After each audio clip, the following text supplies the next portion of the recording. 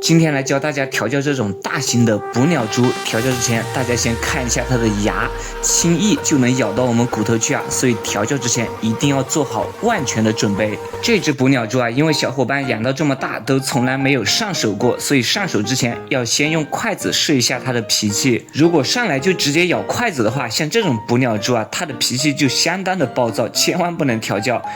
如果我们用筷子碰它的时候，它像视频里这样，一直在躲的话，就证明它脾气很温顺，我们就可以用间接上手法先上手它，这是一个相对比较稳妥的策略。我们先用筷子轻轻的把它赶到这个筐子的边缘来，让它的脚先触碰到我们手，因为它从来没有接触过我们的手掌，它会表现得非常的害羞，所以我们要表现得更主动一点，轻轻的推它一下，尽量把它推到我们的手上来。你看它脚碰到我们手的时候，害羞的马上就缩回去了，因为是第一次啊，所以你一定要有耐心，温柔的去对它，不然的话容易让它产生反感。好，再轻轻的把它往前推，让它必须得上到我们手上，它才能待得住。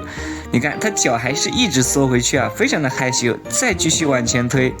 好，它不想上我们手，往旁边跑了。这就是间接上手法的魅力所在，我们把它感知到的危险转到这个筷子上来，而不是我们的手上，这样它就不会以为我们的手有多危险，而是以为这筷子危险。好，现在再一次的又把它赶到这个筐的边上来，看它还是很害羞，不情愿上到我们手上来啊。我们再稍微用力一点点，千万不要用力过大，就是轻轻的来，一点一点的把它赶出来。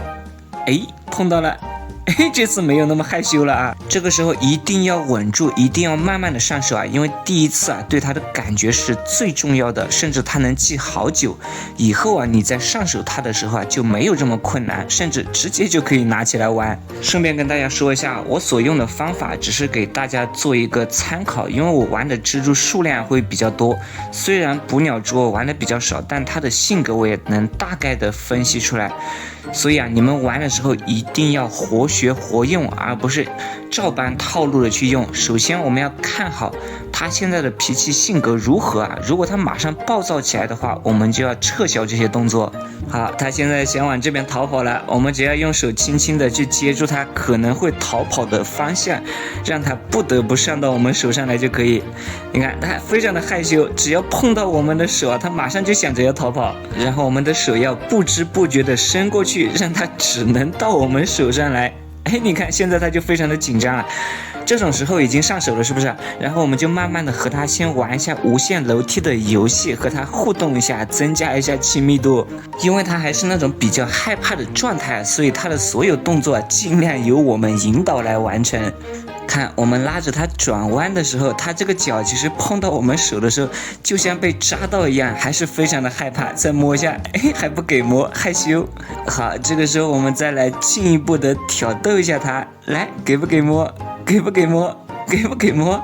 这只小母猪很害羞啊，试一下摸它的小牙牙，看给不给摸，来，把头抬起来，反正这个动作早晚要做的。很害羞，他不给摸。好，这个时候就再跟他玩一下无限楼梯的游戏啊，只要玩熟了他就不怕了。好，另外这只手再接过来，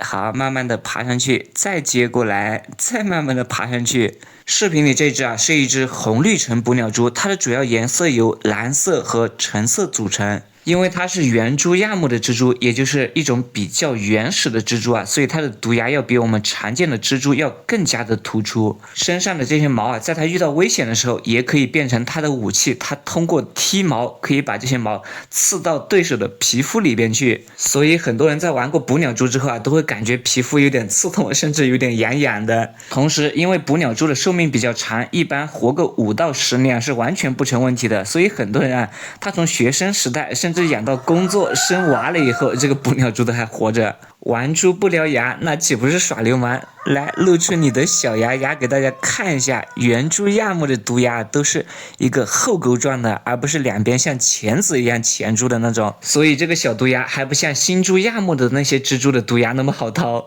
最后再重点提示一下大家，如果是这些危险性比较强的蜘蛛啊，还是不建议大家上手去调教啊。一般我们就玩这种危险性比较小、比较温顺且毒也不强的蜘蛛。还有啊，被调教过的蜘蛛啊，它的心理难免会受到一些创伤啊，所以它短时间内就不开食，你喂它东西它根本不吃，所以你尽量让它在吃饱之后你再去玩它，而且不要经常去玩，那种每天去玩那种就不要了啊，就是隔几天再玩一次，隔几天再玩一次最好。